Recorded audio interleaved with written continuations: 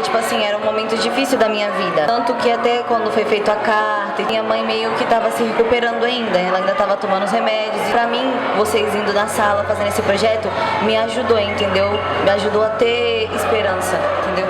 Acreditar em mim mesma.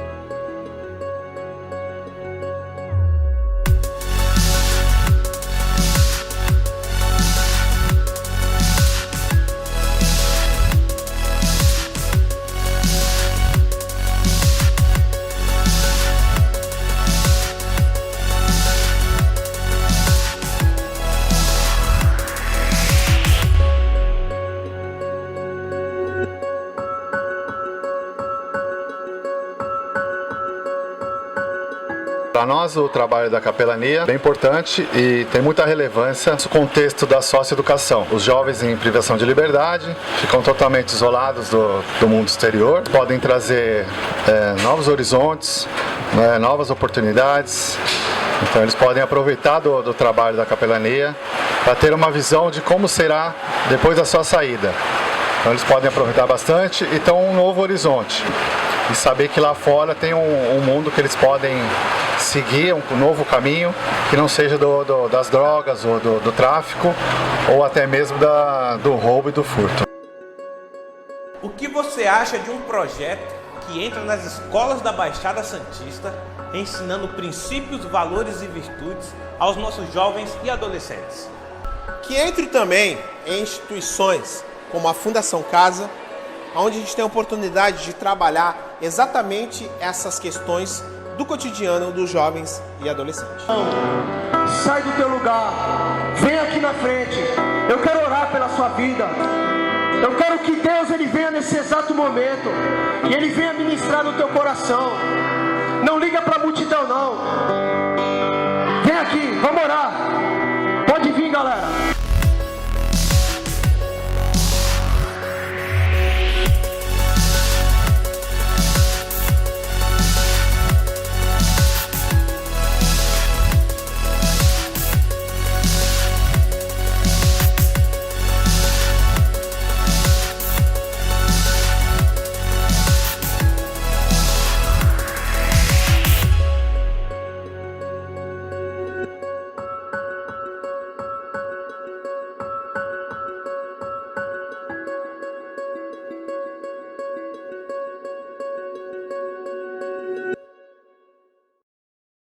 Amém, queridos? Boa noite, paz do Senhor. Que alegria poder estar com vocês aqui nesse instante. Boa parte aqui do pessoal não estava pela manhã, então é uma alegria poder ver cada um de vocês aqui nesse instante, nesse momento. Nós tivemos a oportunidade de compartilhar de manhã e conhecer alguns adolescentes, alguns jovens depois, a gente almoçou junto e é muito bom estar com essa galera, os adolescentes aí, esses jovens que são radiantes, cheios de disposição. Tem um aqui, o Pedro, meu filho, tem 14 anos. Tem a Luísa, que já está ali desfalecida um pouco, também um pouquinho. A Luísa tem 3 anos e também tem a minha esposa, Aline. Queria mostrar aqui a foto aqui da nossa família. Hoje eu trabalho na igreja que eu faço parte, que é a Comunidade Batista da Paz. Já trabalho há 6 anos como auxiliar pastoral na nossa comunidade em São Vicente. E esses últimos 2 anos a igreja entendeu e permitiu esse meu deslocamento e o meu envolvimento maior na missão, onde a gente tem treinado mais pessoas, capacitado mais pessoas a cada vez mais entrar dentro do ambiente escolar. Então hoje nós estamos atuando diretamente dentro das escolas em São Vicente, na região da Baixada Santista. Já estamos avançando também em São Paulo, exatamente com o projeto Capaz, e já eu vou explicar com mais propriedade essas estratégias. Pois bem, desafio de compartilhar com vocês aqui nessa noite, quando a Sandra fez o convite, há um tempo atrás, quando a gente se conheceu, não foi muito tempo, né? Acho que abril, maio, e a partir dali a gente iniciou uma conversa, que seria esse tema, chamados para servir nesse tempo agora, aqui onde nós estamos partilhando. Mas eu gostaria que a gente pensasse um pouquinho na reflexão exatamente do missão em movimento. Eu quis deixar num singular missão, Porque quando fica no plural, missões, parece que isso é uma responsabilidade de todos. Ou de outras pessoas que não têm a ver comigo. E quando está missão, isso tem a ver comigo. Então, quando nós dizemos, eu tenho uma missão, nós assumimos uma responsabilidade. Então, quando dizemos a igreja realiza missões, é muita gente, né? Parece que tem muita gente realizando. Mas quando eu digo eu estou fazendo missão, tem mais a ver comigo. E os chamados para servir é um entendimento importante para nós, porque esse chamado do serviço não é uma lista que é feita por Deus e onde está você presente. Não é uma chamada nesse contexto. Mas é importante entender que todo cristão, toda pessoa que ama Jesus de todo o coração, ela foi chamada a servir de toda a sua alma, de todo o seu entendimento e de toda a sua força. Não tem como fugirmos disso. A entrega nossa no serviço, ela faz parte de todo aquele que ama Jesus. Então faz parte da nossa vida, da nossa caminhada cristã. E o que é um movimento? Essa ministração, em 2017 eu participei do Encontro Nacional de Obreiros da Missão e teve uma irmã que esteve ministrando essa palavra sobre movimento e foi muito importante isso para abrir a nossa mente, os nossos olhos, para entender que esse percurso de falar do amor de Deus, ele está em movimento o tempo todo, não está dentro de uma caixa, não é uma metodologia, não é um sistema, mas ele está o tempo todo em movimento. Eu acho que não é por isso que eu estou movimentando, não, mas é só... Pois bem, então olha só, movimentos são grupos informais de pessoas e organizações buscando uma causa comum. Eu faço parte de uma ONG lá na cidade de São Vicente. A nossa cidade tem em torno de 360 mil habitantes. É a primeira cidade do Brasil. Foi a primeira vila fundada. E é uma cidade muito complexa em muitos aspectos. E tem moradores de rua, tem homens com problemas com drogas. E as pessoas se mobilizam para cuidar. Realizamos uma IBF agora no final de semana. Nós temos uma ONG num dos bairros da cidade muito carente. E a criação dessa ONG aconteceu porque havia uma falência naquela região e a gente decidiu, poxa, a gente pode fazer alguma coisa. E decidimos montar uma ONG. Então, os movimentos acontecem exatamente por uma causa comum. As pessoas estão ali, percebem uma outra, vamos movimentar alguma coisa aqui, vamos realizar algo. E a gente começou a se encontrar e ativamos ali, iniciamos um trabalho social. Movimentos são caracterizados pelo descontentamento com o estado das coisas. E vamos ser sinceros, essa onda do descontentamento dentro do ambiente nacional é muito comum. Eu convivo com pessoas assim que quando tem oportunidade, quando acontece algo errado, a primeira fala dela, eu não vejo a hora de ir embora do Brasil. Não aguento mais esse país. É terrível. O tempo todo acontecendo coisas erradas. Então, parece que a resposta que nós temos para aquilo que está de errado é fugir, né? Eu não aguento mais, eu vou embora para outro lugar, em outros lugares estão melhores. Mas a resposta da melhora do nosso país pode ser que seja você. É você, com Jesus na sua vida. E vai haver uma transformação. E essa ideia do descontentamento provoca em nós atitudes. Lembra, uma causa comum e o descontentamento faz parte. A gente olha para algo ruim, uma violência, uma tristeza, nós nos movimentamos e cuidamos e assistimos e tomamos a decisão de transformar. Então o descontentamento faz parte desse movimento. Movimento mudam as pessoas e as pessoas mudam o mundo. Uma das frases que eu gosto muito, que eu esqueci quem disse essa frase, que uma injustiça em algum lugar é uma injustiça em todos os lugares. Então, mesmo que você não tenha a ver com o que está acontecendo agora nas comunidades porque você não mora lá, provavelmente a injustiça que está acontecendo lá poderá afetar você. Nós fazemos o trabalho na Fundação Casas já há muito tempo. Mais de 3 vezes eu já fui parado pelos meninos que foram me assaltar e eu conheci esses meninos. É claro, eu sei que pode ser que você não vai entrar na Fundação Casa. Mas eu estou querendo dizer para vocês o quanto isso é importante. E nenhuma das 3 vezes eu fui assaltado. Porque eles olharam...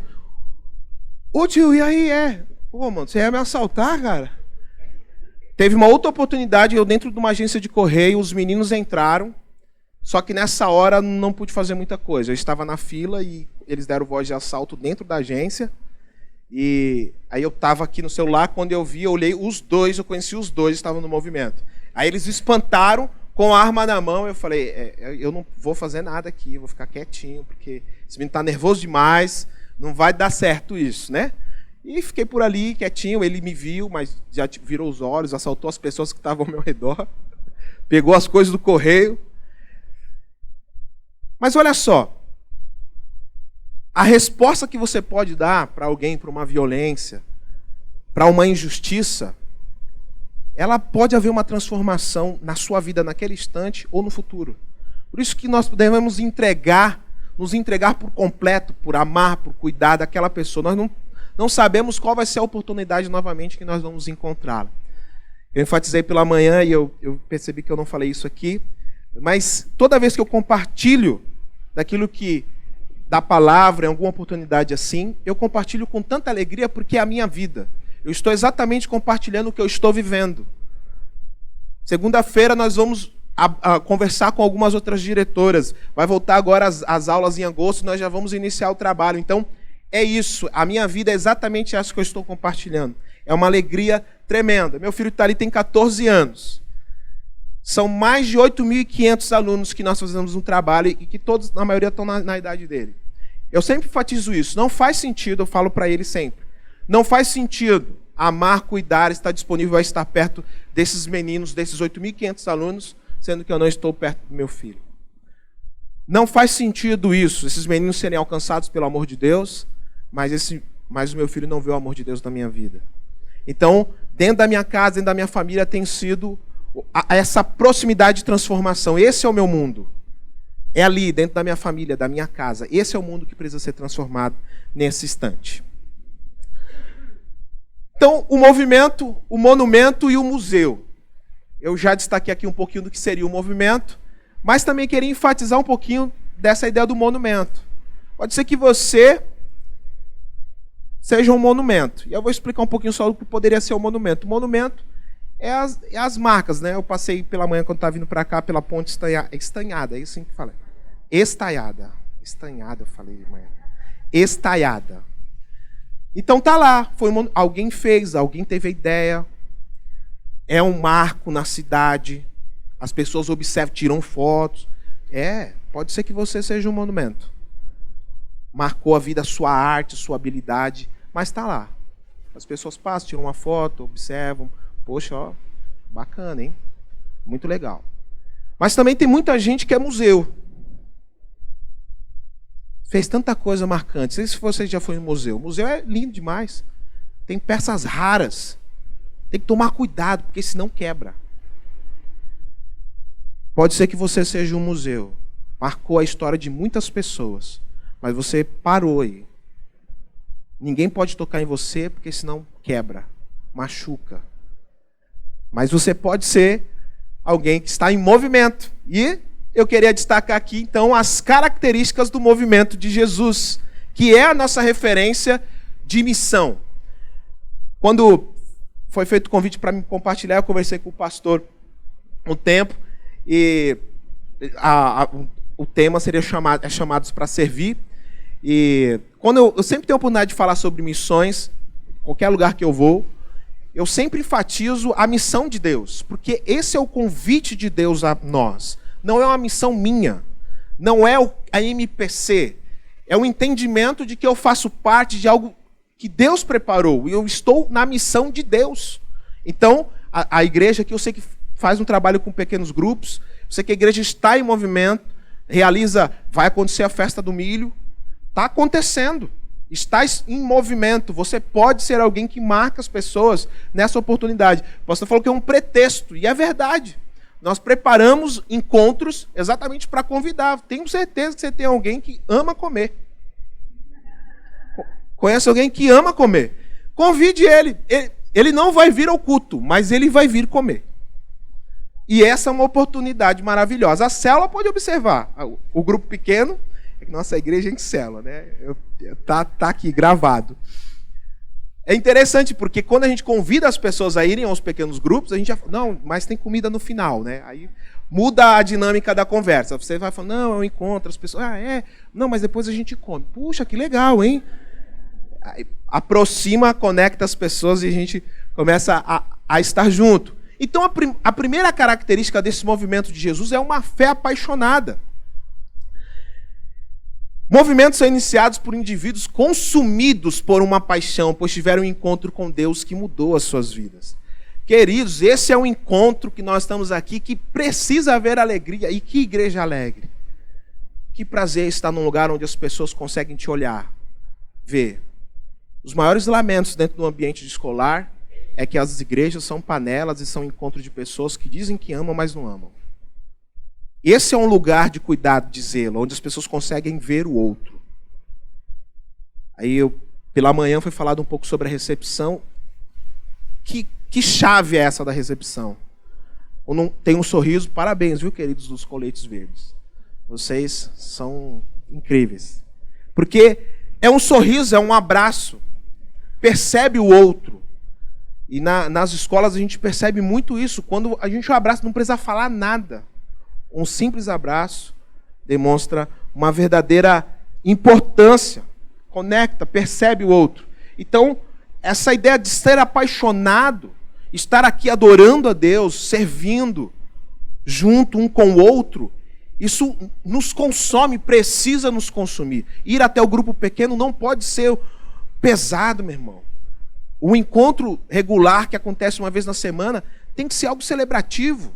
Eu preciso celebrar por esses encontros, porque, fala a verdade, eu tenho certeza que vocês tiveram oportunidade de alguma reunião desconfortável, onde as pessoas estavam meio tensas, onde não havia, ninguém percebia o outro quem estava ali naquele lugar, e a gente fica desconfortável, não há uma alegria, um prazer, mas quando há uma celebração desses encontros, a gente consegue voltar e desejar novamente estar junto. Por que perdemos a paixão? Nós somos tentados a basear a nossa identidade no que fazemos, o nosso valor na opinião das pessoas e o nosso significado no poder da nossa influência.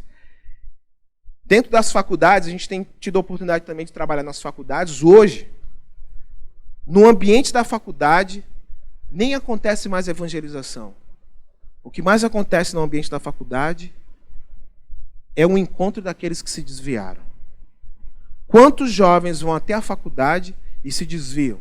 E aí eles encontram grupos de oração lá dentro.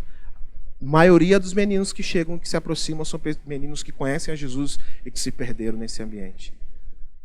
Não é um ambiente de conversão, é um ambiente de cuidado, porque perderam a identidade.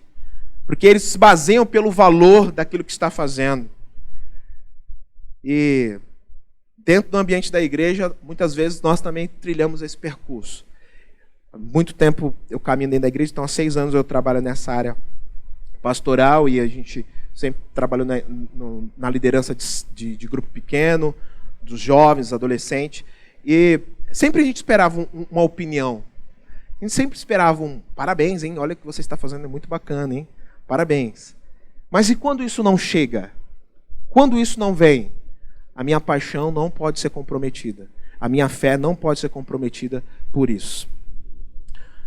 Como manter essa paixão, então? Nós somente através do encontro regular com aquele que nos chamou e nós somos reafirmados no que é essencial. Eu sou um filho amado. Mateus 3,17, Deus olhando a obediência. Jesus, sendo Deus, ele obedeceu aquilo que estava escrito, ele entendeu a sua missão e cumpriu o propósito. E a expressão de Deus foi: esse é meu filho amado, que me dá grande alegria. Você tem obedecido, você tem trilhado um percurso desse? E mesmo você sabendo que vai ser difícil demais, ainda assim, Deus olha para você, sendo obediente, e diz: esse é meu filho, que dá muita alegria. 1 João 3,1. Vejam como é grande o amor do Pai por nós, pois Ele nos chama de filhos. E o que de fato nós somos filhos. Que certeza boa, que alegria saber que tem um Deus que olha para nós e que nos ama. O compromisso com uma causa é a segunda característica. Então a gente falou um pouquinho aqui que o movimento ele vem por uma causa comum. Então olha só, eles ficam apaixonados juntos por uma causa. As igrejas, a maioria das igrejas, né, elas acontecem, elas são inauguradas. Nossa igreja tem 27 anos e o nosso pastor iniciou a igreja na sala. E ele encontrou 7 pessoas que estavam lá, os jovens estavam juntos e eles buscaram a Deus, estavam lá apaixonados por falar do amor de Deus para as pessoas e eles estavam juntos. Foi uma das características que fez com que a igreja, hoje a nossa igreja está em São Vicente. Então, apaixonados por uma causa. E qual é mesmo a causa que nos move? Fazer discípulos que fazem discípulos. Esse encontro aqui hoje, o encontro da festa do milho, os grupos pequenos, só fará sentido. Eu não sei você, mas lá, quando tem gente nova nos grupos pequenos, traz uma alegria, a gente fica assim tão eufórico, a gente celebra, bate a selfie logo, porque é tão bom quando tem alguém que chega novo e que está apaixonado e que quer entender mais, quando ele fica sedento, querendo saber muito mais do que está acontecendo. Isso é muito bom. Pode observar, não que os nossos encontros não são tão bacanas assim quando... É verdade, não fica tão bacana não. Tem que ter gente nova. Quando tem gente nova, os nossos encontros é incríveis. São incríveis esses encontros. E olha só, fazer discípulos. É um grande desafio para nós, mas é a causa que nos move. Nós estamos confusos quando valorizamos mais os métodos do que as escrituras, ficamos sufocados com a manutenção de programas, atolamos em burocracias e regras. Eu estava compartilhando com o pastor sobre a estratégia, né, da nossa igreja também, que entrou no processo de célula, mas ficou tão pesado, eram muito pesados os encontros, a célula, você tinha que cumprir alguns métodos, isso ficou pesado demais, ficamos cansados, as pessoas começaram a sair, líderes que se levantaram que eram imaturos, isso comprometeu demais. Mas não era o objetivo, e aí foi quando a gente ficou muito confuso com a missão que nós temos de fazer discípulos.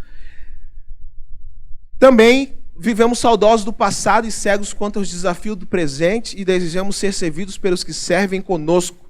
Estamos divididos por doutrinas, regras e costumes. Temos que tomar cuidado com isso. Então, se você, alguém que está há um tempo já na igreja, está aqui, não fique apenas celebrando aquilo que aconteceu no passado. Vamos ter um novo olhar, uma nova perspectiva do que está acontecendo. Meu pastor, eu gosto muito de estar ao lado dele. Eu amo estar com pessoas que são mais velhas. Quanta experiência. Os jovens não experimentam muito isso, eu percebo. Não tem muita paciência. Mas eu amo ouvir a história, descobrir o porquê que veio, porquê que está aqui ainda, por que está acontecendo. E vocês não têm noção. Vocês, pais, avós, quando vocês vêm para um culto como esse, quando vêm para a festa do milho, quando vão até o pequeno grupo, quando dão um abraço nesses meninos, o quanto isso é transformador. Porque nós perdemos a referência de homens e mulheres que são apaixonados por Jesus. Dentro da escola, o que mais a gente sente falta é a presença dos pais. O que mais a gente sente falta é de homens de caráter, homens que conseguem exalar um verdadeiro amor. Vocês não têm noção o quanto isso é importante. Você abraça esses meninos, rapaz, foi incrível, mas abaixa o volume, mas vocês mandaram muito bem, pode gritar um pouquinho menos, mas vai dar tudo certo. Olha, Deus falou muito, viu? Você não tem noção o quanto uma palavra dessa traz segurança, certeza, e esses meninos continuam servindo ao Senhor de todo o coração.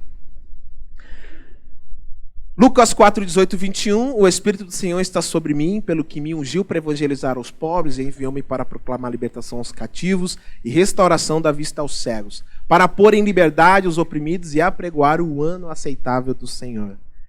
Fazer discípulos, ir, trazer as pessoas para conhecer esse Deus que tem transformado a minha vida e a sua vida. Relacionamentos contagiantes. Uma causa, o movimento não permanece e se expande através de ritos, regras e regimento em reuniões, mas apenas através de relacionamentos.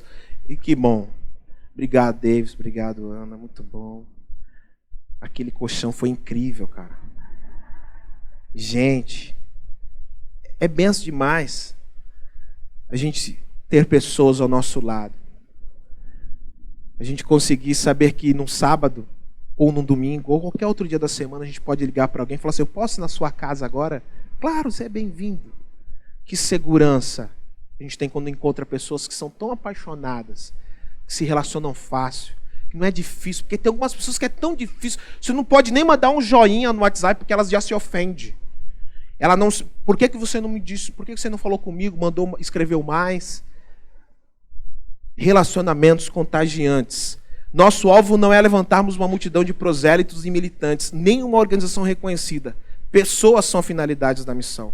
Nas escolas, uma das coisas que a gente fala muito com qualquer voluntário que chega até lá, cara, não faça barganha, não engane. E a gente sempre apresenta o projeto nas escolas, a gente fala assim, olha, nós não estamos aqui tramando, dizemos aqui que é um projeto de princípios e valores e vamos tacar Jesus escondido. Não.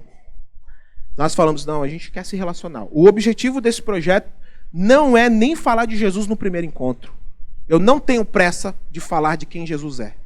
A minha pressa é que aquele menino descubra que eu sou verdadeiro, autêntico, que ele pode ser meu amigo. A partir daí, ele fala assim, cara, não é possível, você é alguém que vai na igreja, mas você sorri. É, a gente vai na igreja sorrir. É verdade. Isso é verdade, nós sorrimos muito. Mas parece que a gente entra dentro de um casulo onde, enquanto aquele menino não aceitar Jesus, e teve uma chave que Deus virou em um dos eventos que nós fizemos, tinham mais de 400 meninos, o evento foi marcante, fizemos o apelo, mais de 60 meninos se converteram, vieram à frente, e aí a gente, sabe como é, né? A gente está tudo preparado, já tem uma sala, um encontro onde os meninos vão entender o plano da salvação, já fizemos tudo preparado, está tudo certinho. Aqueles 60 meninos saíram, para nós parece que acabou a programação. Os 60 meninos se converteram, mas ainda ficou mais de 300. Aí, então tá bom, gente, Deus abençoe, até mais. Aquilo, a gente pensa, tem alguma coisa errada. Então quer dizer que aqueles meninos, 60, eles eram um alvo, então agora acabou. E esses outros 300 meninos que não decidiram? Eu não posso continuar me relacionando com eles? Eu não posso continuar dizendo que é uma alegria ter eles ao meu lado? Foi aí a gente percebeu que precisava haver uma mudança no nosso entendimento.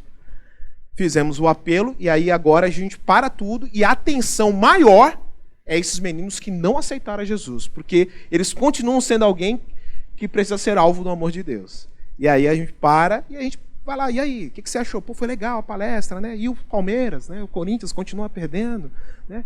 Essas coisas. Então, a gente percebeu que precisávamos melhorar isso.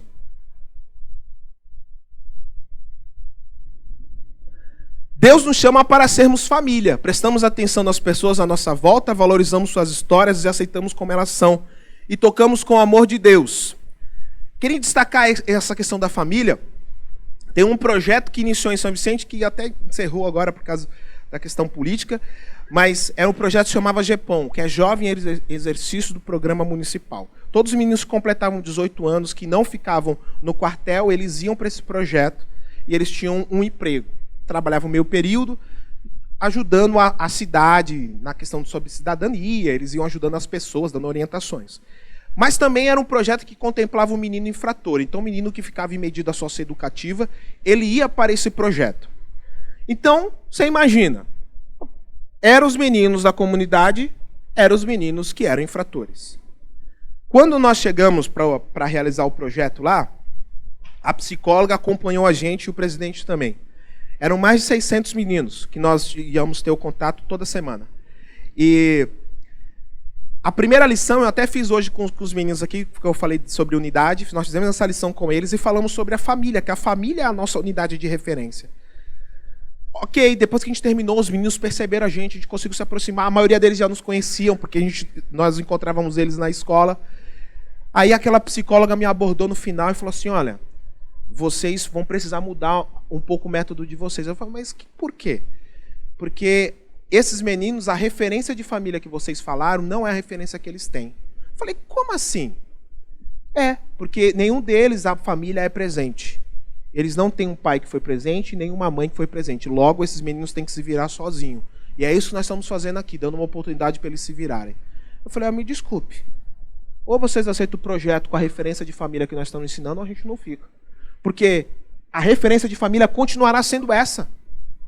A casa dele é a referência para ele, mesmo que lá naquele lugar seja uma referência ruim. Que ele seja alguém que leve a transformação da unidade dentro do seu lar. Se aquele pai foi um pai ruim para ele, mas é o lugar, é a origem dele, ele precisa voltar lá e perdoar aquele pai. Conviver com aquele pai. É difícil, demais. Mas nós estamos ali para ajudá-los. Aí ela ficou meio assim, porque... E aí você vai percebendo que realmente esse conceito de família vai se comprometendo. Dentro das escolas, acabou o Dia dos Pais, acabou o Dia das Mães, agora é encontro da família, ou encontro do... Eu nem sei os nomes exatos, mas eu sei que estão tirando. Estão tirando porque querem tirar essa referência. Nós não podemos perder essa referência. A família, ela é algo que transforma a vida dos jovens. E nós precisamos olhar para isso. Deus nos chama, então, para sermos família. 1 João 4, 11 e 12. Amados, visto que Deus tanto nos amou, certamente devemos amar uns aos outros. Ninguém jamais viu a Deus, mas se amarmos uns aos outros, Deus permanece em nós e seu amor chega em nós à expressão plena. Quer perceber Deus na sua vida? Ame. Quer perceber a ação de Deus sobre você? Ame mais. Se relacione mais. Perceba mais as pessoas. Veja quem está ao seu lado. Amém? Métodos adaptáveis, então, ainda é uma característica desse movimento de Jesus. Todo movimento possui um conjunto de estratégias e metodologias para atingir seus propósitos. E essas práticas são acordadas pelos membros do movimento, e isso possibilita o avanço e o alcance dos objetivos. Eu fiz questão de anotar aqui uma das coisas que eu vi logo no estacionamento, na entrada do estacionamento, que são os valores da igreja. Alguém sabe dizer esses valores de cor? Olha aí, tá vendo? Eu não sei de cor, eu anotei, mas eu vou dizer aqui para vocês. Olha só, valorizamos a família, os relacionamentos saudáveis, a vida cristã autêntica e a busca da excelência. Esses são os valores que a igreja que você faz parte acredita e defende. Isso é incrível. Pode observar, se você entrou numa relação, está conversando com alguém, quer convidar a pessoa para a igreja. Você sabia, cara, que na nossa igreja lá, olha, o que a gente valoriza é a família. Você já aproximou. Porque as pessoas, quando você fala de família, ela quer saber mais. Porque tá difícil, meu irmão. Tá difícil. O ambiente tem... Se eu falo que eu tenho um filho de adolescente, com certeza você tem filho adolescente aqui que falou assim, é verdade. Eu posso falar o que for da adolescente. Você falou, é verdade, eu estou vivendo isso, eu estou vivendo isso. A gente cria uma proximidade. Então, os pais de adolescentes, a gente falou, vamos se reunir aqui, os pais de adolescentes, para entender o que a gente pode fazer. Irmão, eu quero se reunir, eu preciso melhorar, eu preciso aprender. Parece que a gente se conecta. Isso é verdade. Não tem jeito. Então, falou de família, a gente começa a perceber as pessoas, consegue fazer com que ela preste atenção naquilo que nós vamos falar. Relacionamentos saudáveis, aí aqui a gente pode trabalhar o meio ambiente, questão física, e aí vai embora. Saúde, né? Eu devo ser fisioterapeuta, a gente estava conversando um pouquinho. Tá ali pertinho. E a vida cristã autêntica e a busca da excelência. Essa ideia da autenticidade é exatamente isso. Olha as ameaças dentro da nossa cultura. O secularismo, o ceticismo, essa ideia do babelismo aqui. Foi muito legal que o babelismo é a ideia da Torre de Babel. Fala a verdade, hoje as pessoas estão querendo falar a mesma língua para construir algo que as pessoas prestem atenção nelas. Muita gente está se reunindo para serem exaltados. E isso é uma ameaça à nossa cultura atual. E aí a gente tem a oportunidade dentro dessas ameaças, que é a autenticidade. E a gente, olha só, é interessante isso. Dentro de um lugar onde as pessoas elas não estão acreditando mais no outro, quando você é autêntico, as pessoas acreditam no que você está dizendo. Quando você se relaciona de maneira intencional, quando a gente percebe a espiritualidade.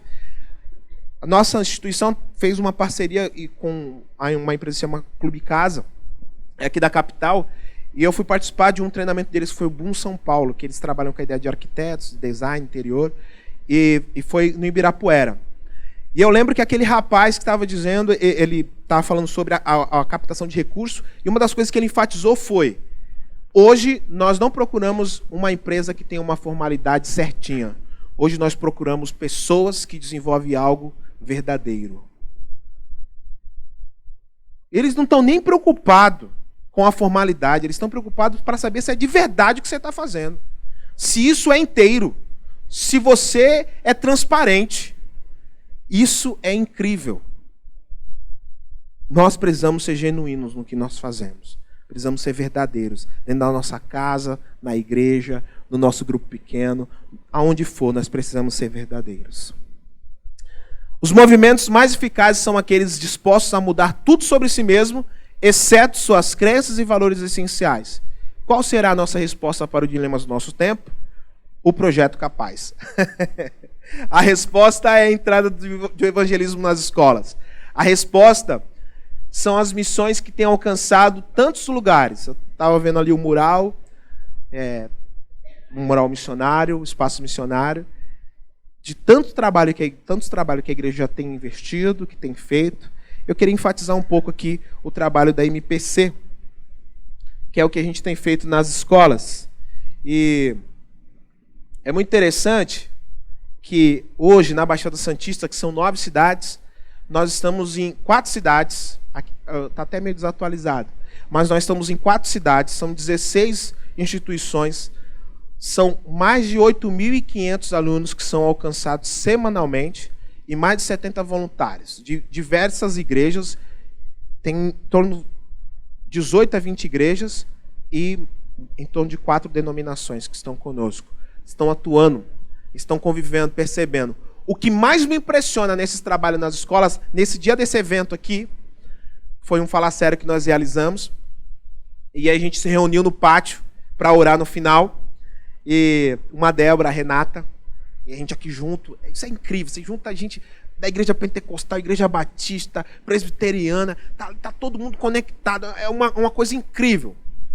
E aí, uns girando, outros mais calados, outros paradinho, outros falando em línguas, outros quietinho. É uma coisa muito incrível. E aí, a Renata, a Débora, olha assim para nós e fala assim: a escola é o único campo missionário que as pessoas não têm opção de ir embora. A gente, é verdade, porque eles só vão embora quando o inspetor abre o portão. E eles vão ter que ouvir tudinho que nós vamos dizer. Mesmo que os meninos não queiram. E eles ficam lá do cantinho. Então, olha só. Essas experiências na escola são incríveis. E aí eu queria destacar aqui também a dona Georgina. Aqui é a Fundação Casa. Nós estamos aqui na Fundação Casa de São Vicente. É a Fundação Casa, entre aspas, de segurança máxima, se a gente pode dizer. Que não é nem legal dizer isso. Porque é o lugar que os meninos mais temem ir para lá. E aí você já sabe por que eles têm medo de ir para lá. Porque eles são tratados assim, na régua, bem em cima. É um lugar assim muito triste, esse ambiente. Aqui foi um encontro que nós fizemos agora nesse ano ainda. Foi uma EDV. Tá aqui, a dona Georgina. Ela que eu quero dizer, ó. Quero falar dela aqui. Eita, mulher abençoada. Estávamos lá na Fundação Casa. Esse aqui é um espaço da Fundação Casa. E aí, a dona Georgina, enquanto a gente estava ministrando na vida dos meninos, comunicando, falando a verdade para eles estavam lá sorrindo com a gente, brincando. Dona Georgina estava lá atrás, assim, do grupo. Aí eu olhei para ela, eu percebi, eu falei: quando as mulheres começam a dar soco no ar, você presta atenção que essa mulher tem alguma coisa ali que Deus está falando com ela. E ela estava lá. Eu falei: dona Georgina, o que aconteceu, dona Georgina?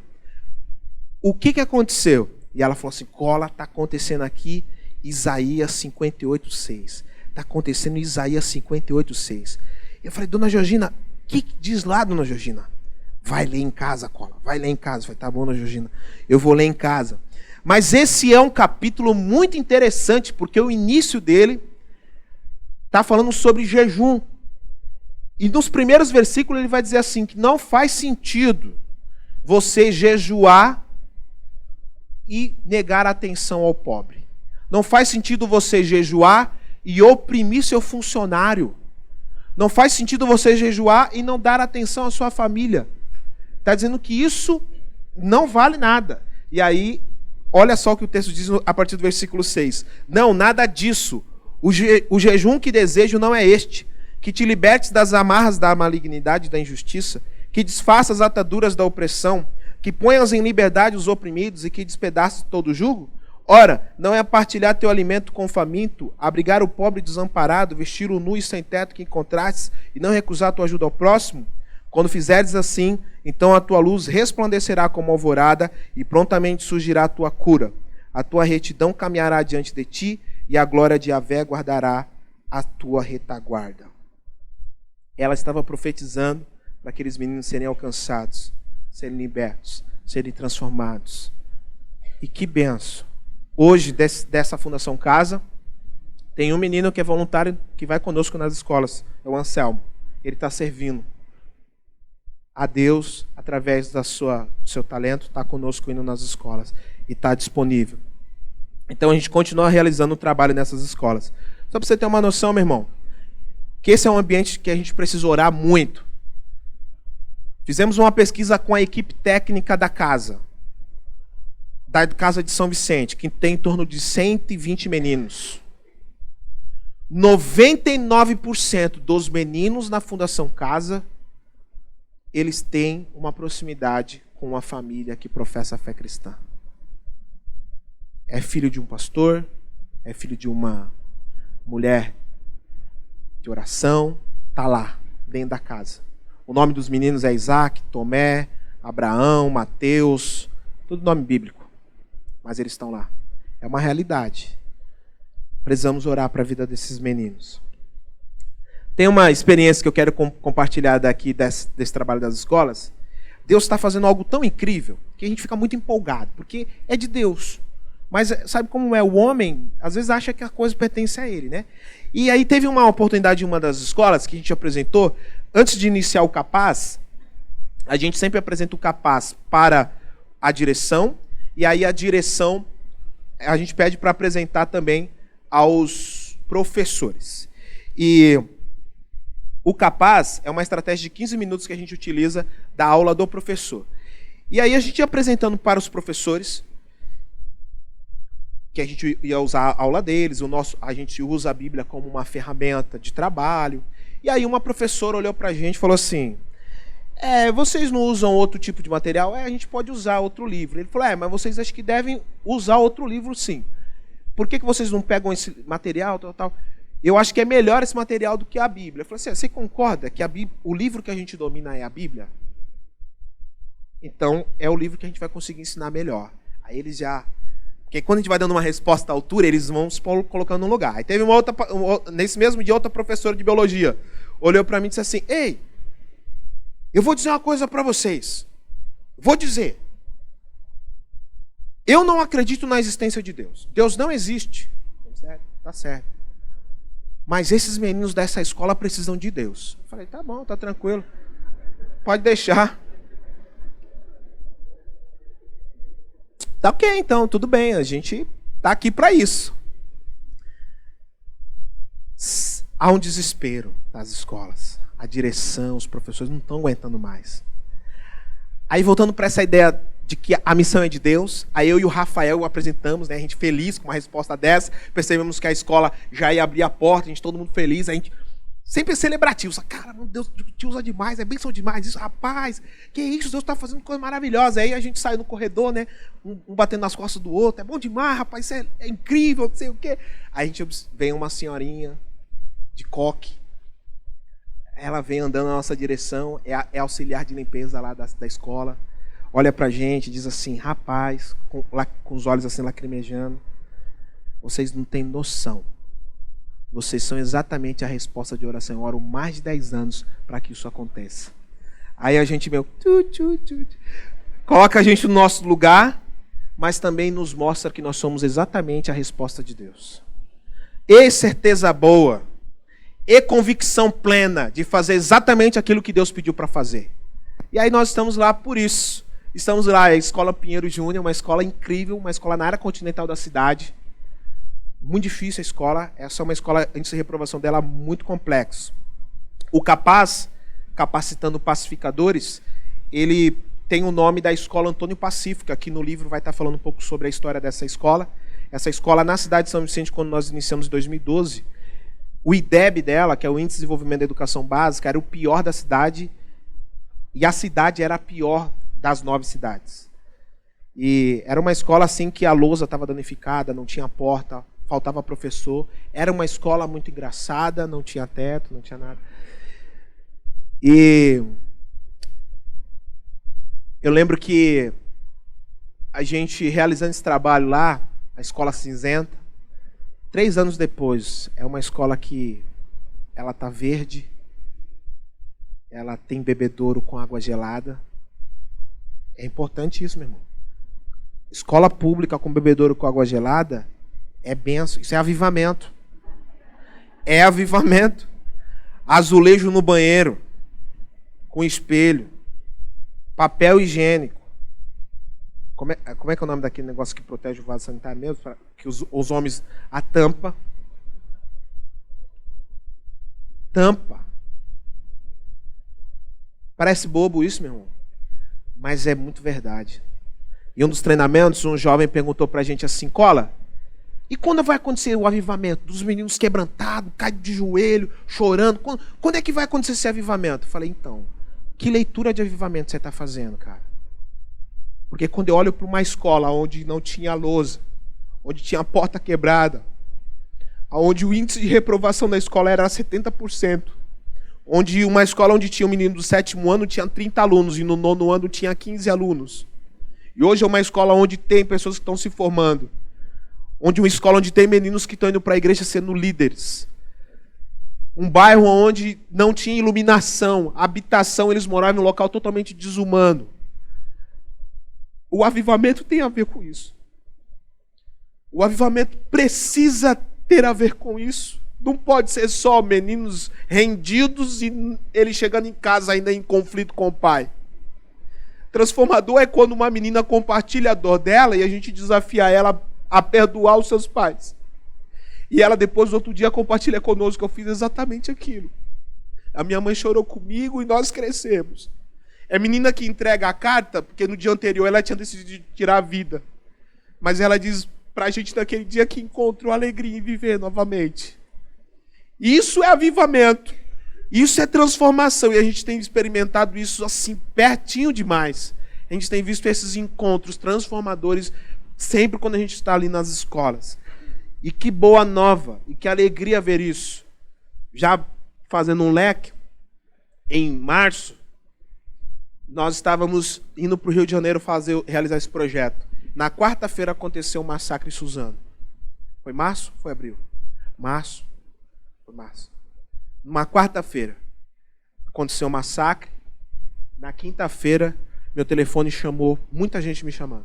Cola, quero voltar. Mano, conta comigo. Vamos nas escolas. Cara, tô pensando em ir lá em Suzano. Vamos fazer um trabalho. Eu não respondi ninguém, chorei muito. E o meu choro foi Deus? Será que as pessoas vão continuar se colocando à disposição quando há perda? Será que as pessoas vão continuar sendo apaixonadas quando perde alguém? Será que eu vou continuar buscando a solução para o meu problema quando eu perder tudo? Oh Deus, por favor, não deixa mais nenhum menino morrer. E que muitos outros se levantem apaixonados para falar do teu amor, Pai. Que sejamos eu e você, quando esse menino estivesse na entrada, se a pessoa tivesse uma Débora, alguém ali, poderia até ter morrido, mas faria mais sentido para nós morrer assim do que aqueles meninos. Faria mais sentido para nós morrer tentando salvar uma escola do que ver uma escola sendo assassinada e depois querer fazer algo. Precisa queimar no nosso coração paixão por missões, querido. Eu estou falando aqui do ambiente escolar, mas você sabe exatamente o seu vizinho. Você conhece exatamente as pessoas do seu emprego, que você pode abraçá-lo, que você pode levar para um encontro lá na sua casa, do grupo pequeno. Você pode trazer aqui para comer um milho, mas na verdade o milho é o pretexto para ele compartilhar a dor que ele está sentindo. Pode ser que você não consiga ir até a escola, mas você conseguirá trazer essa pessoa até a igreja e amá-la. E servi-la. São alguns métodos, algumas estratégias que dá para realizar a missão. Você não precisa ficar dentro de um casulo. Você pode servir com a sua habilidade, com o seu dom, com o seu talento. Você consegue dar aquilo que Deus tem derramado sobre você. A liderança catalisadora é o último ponto. E os líderes, eles catalisam para potencializar, para conseguir ter pessoas apaixonadas pelo que fazem. E eu queria... São 4 ênfases aqui dentro desse líder catalisador, mas eu gostaria de destacar o feedback, que é estar disposto a aprender sobre si mesmo e como está influenciando as outras pessoas. É criar um ambiente de confiança que admite fraquezas e valoriza as habilidades da equipe. É alguém que o tempo todo está perguntando, está disponível a ouvir a opinião do outro, a melhorar se for possível, a conseguir avançar no cuidado de outros. Eu faço parte da igreja, são 4 pastores, e tive várias experiências que tinham a ver comigo. Situações que tinham a ver comigo, sobre inveja, sobre ódio, ira, falta de oportunidade. E eu precisei olhar para os meus pastores e pedir perdão para eles, pelo sentimento que eu tinha sobre eles. Porque eles não me deram oportunidade e deram oportunidade para outros. Meu Deus, misericórdia. Quantas vezes passou pelo meu coração, passou pela minha mente, e quantos julgamentos. Trilhei um caminho semelhante a de Absalão. Ficava na porta da igreja por saber que eu tinha contato com o povo. Falava mal da liderança. Ame seus pastores, ame sua liderança.